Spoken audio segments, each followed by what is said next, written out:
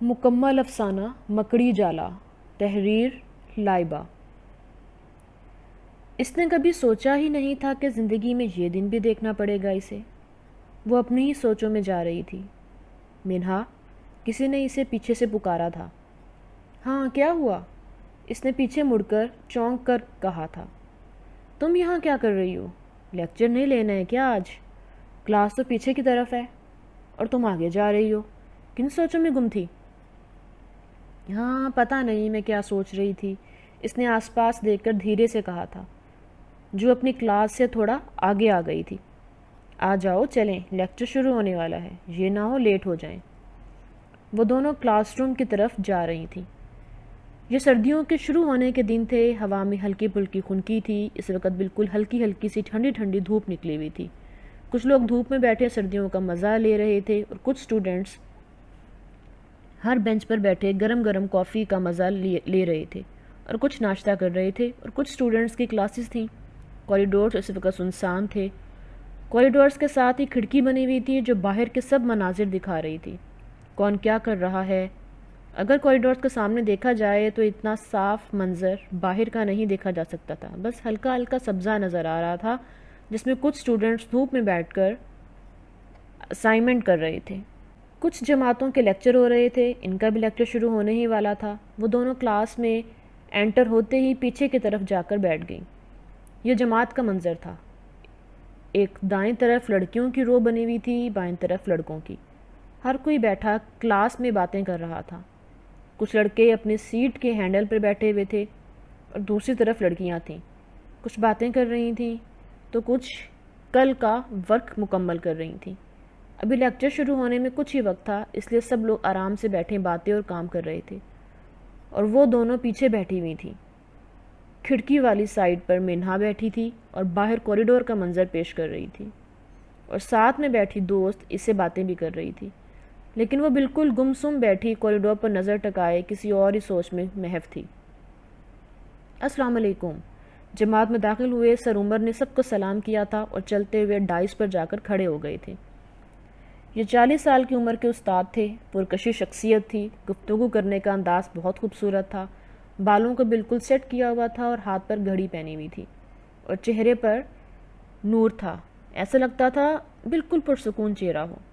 وعلیکم السلام سر، سب جماعت نے ہم آواز میں سلام کیا تھا۔ جہاں سے لیکچر کا کل ختم ہوا تھا، آج ہم آگے سے شروع کریں گے، سر عمر ڈائس پر کھڑے ہو کر کہا تھا۔ تو آج کا لیکچر شروع کرتے ہیں۔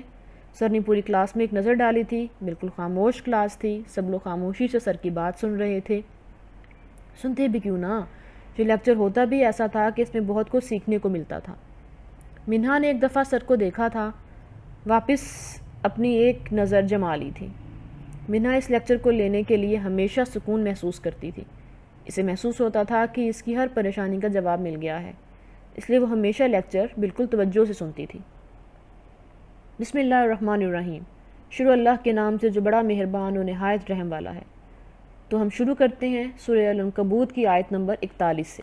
ترجمہ: ان لوگوں کی مثال جنہوں نے اللہ کے سوا اور مددگار بنا رکھے ہیں مکڑی کی مثال جیسی ہے، جس نے ایک گھر بنایا، حالانکہ بے شک سب گھروں سے کمزور تو مکڑی کا گھر ہے، اگر وہ جانتے ہوتے۔ قرآن کی آیت اتنی خوبصورت آواز میں پڑھی گئی تھی، ایسا محسوس ہو رہا تھا جیسے یہ آیت دل میں اتر رہی ہو۔ سر عمر نے مارکر اٹھایا اور بورڈ پر لکھنا شروع کر دیا۔ میں نے پہلے بھی کہا تھا، آج بھی کہوں گا، قرآن جب بھی پڑھو تو اس کی گہرائی میں جا کر پڑھو۔ اگر قرآن کو گہرائی سے نہ پڑھے تو ہم کوئی بھی راز نہیں جان پائیں گے۔ سر عمر نے بات کرتے ہوئے ساتھ ساتھ بورڈ پر لکھ کر بات کی تھی۔ پوری آیت کا ترجمہ بورڈ پر ایک سائڈ پر لکھا تھا، اور اب تھوڑا بڑا بڑا کر کے ہر آیت کے ترجمہ کے الفاظ اٹھا رہے تھے۔ یہی تو انداز تھا سر عمر کا پڑھانے کا، ہر چیز کو کھل کر بتاتے تھے۔ یہاں سے ایک جملہ اٹھائے گئے، مددگار۔ سر عمر نے ہاتھ اٹھا کر شہادت کی انگلی کھول کر کہا تھا، اب اللہ اس بارے میں کیا کہہ رہا ہے؟ اس کو جاننے کے لیے ہمیں گہرائی میں جانا ہوگا۔ سر اپنی آواز میں جادو چلا رہے تھے، سب لوگ خاموشی سے سن رہے تھے، بالکل دم سادھے پوری کلاس میں صرف سر کی ہی آواز گونج رہی تھی۔ یہاں پر اللہ فرما رہے ہیں، غور سے سب سنیے، سر عمر نے مکمل جذبات سے اپنے بول بول رہے تھے۔ یہاں پر اللہ مددگار لفظ استعمال کیا ہے۔ مددگار سب کے لیے ہیں۔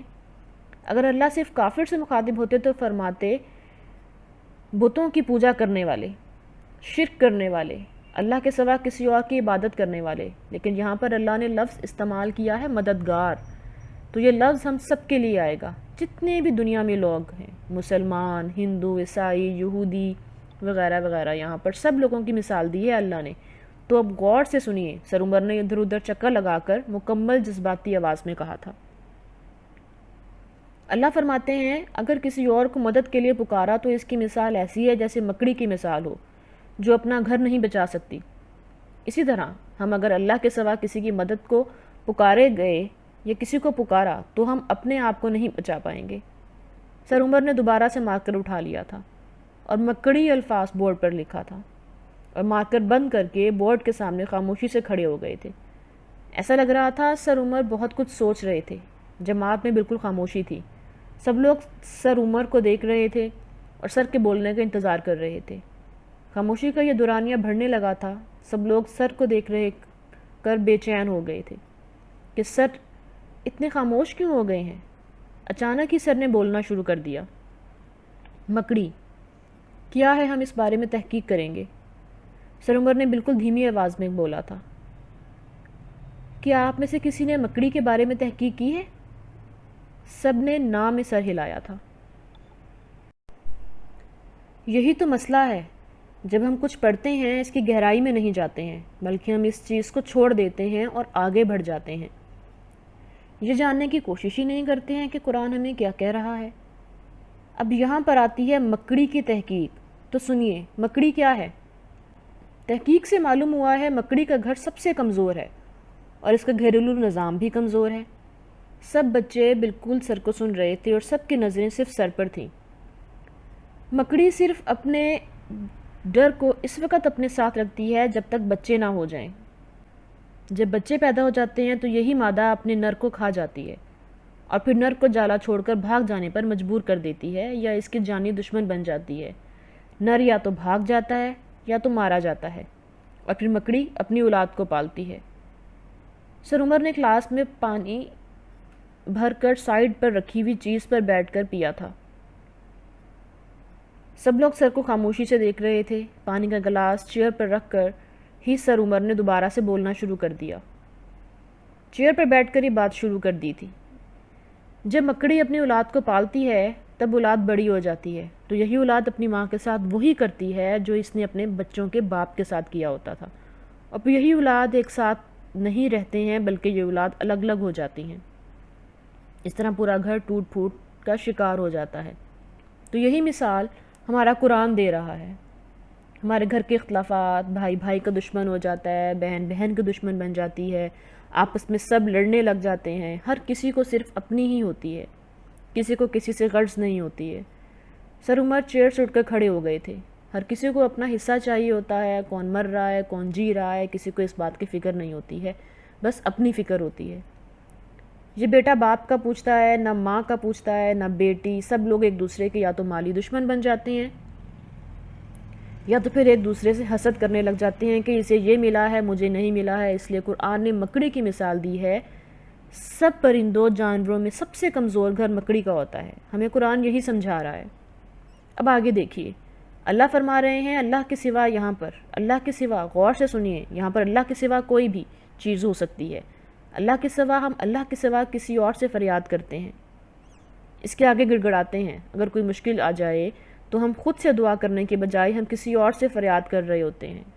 ہم اللہ کے سوا کسی اور جگہ جاتے ہیں، درباروں میں جا کے ان کو پکارتے ہیں، بتوں کو پکارتے ہیں، جادوگروں کے پاس جاتے ہیں، پیروں کے پاس جاتے ہیں۔ کسی بھی خوشی میں یا کسی بھی آفت میں ہم اللہ کے سوا اس کو پکار رہے ہوتے ہیں۔ اللہ ان سب پر غالب ہے، بے شک اللہ کی ذات سب سے افضل ہے۔ جب بھی پکارے اللہ کو پکارے، جہاں مصیبت ہو اللہ کو پکارے، جہاں خوشی ہو اللہ کو پکارے، ہر دم اللہ کو۔ یہ ہم سب پر لاگو ہونا چاہیے، ہر نظام میں۔ سر عمر بہت زیادہ جذباتی ہو گئے تھے۔ پوری جماعت پر سر کے الفاظ اپنے اوپر اترتے ہوئے محسوس ہوئے تھے۔ وہ دم سادے سن رہے تھے۔ اگر اللہ کے سوا کسی کو پکاریں گے تو ہمارا نظام جالے کی طرح کمزور ہوگا۔ یہ نہیں کہہ رہا مسلح بچا کر بیٹھ جائیں، کچھ نہ کریے، سب کریے، لیکن اللہ کے سوا کسی کو نہ پکاریں۔ ہمارا نظام مکڑی کی طرح کمزور ہے، کب کس طرح یہ جالا ٹوٹ جائے معلوم ہی نہیں۔ اس جالے کو مزید مضبوط بنانے کے لیے ہر گھر میں، قوم میں اور ملک میں اللہ کا ہونا ضروری ہے۔ اسی لیے اللہ تعالیٰ فرما رہے ہیں سب سے کمزور گھر مکڑی کا ہے۔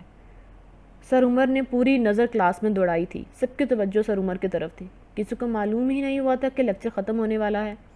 ہر کوئی دم سادھے سر عمر کی بات کو سن رہا تھا۔ سر عمر ڈائس پر جا کے کھڑے ہو گئے تھے اور آگے سر نے بولنا شروع کیا تھا۔ قرآن ایک خزانہ ہے اور ہمیں ہمیشہ اللہ کا شکر بجا لانا چاہیے کہ اس نے ہمیں اس خزانے سے نوازا ہے۔ قرآن اپنے اندر بہت سے راز رکھا ہوا ہے۔ اگر ہم سب روز قرآن پاک کی ایک آیت بالکل گہرائی سے پڑھیں تو بہت کچھ راز پتہ چلنے لگیں گے۔ اللہ مجھ سمیت سب کو قرآن پڑھنے اور گہرائی سے سمجھنے کی توفیق عطا فرمائے۔ آمین ثم آمین۔ فی امان اللہ۔ زندگی رہی تو پھر ملیں گے۔ پوری کلاس میں ایک کیفیت طاری ہو گئی تھی۔ منہا کو اس کے ہر سوال کا جواب مل گیا تھا۔ ایسا لگ رہا تھا اس کی ہر پریشانی دور ہو گئی ہو۔ وہ بالکل سکون محسوس کر رہی تھی۔ یار سر نے ہمیشہ کی طرح بہت اعلیٰ لیکچر دیا ہے۔ آج سے میں بھی انشاءاللہ قرآن کو گہرائی سے سمجھنے کی کوشش کروں گی، یہ خدیجہ نے کہا تھا جو آگے بیٹھی ہوئی تھی۔ سب لوگ اس کی طرف دیکھ کر سر ہاں میں ہلانے لگے تھے۔ بالکل، ہم سب کوشش کریں گے کہ ہم قرآن کو گہرائی سے سمجھ سکیں۔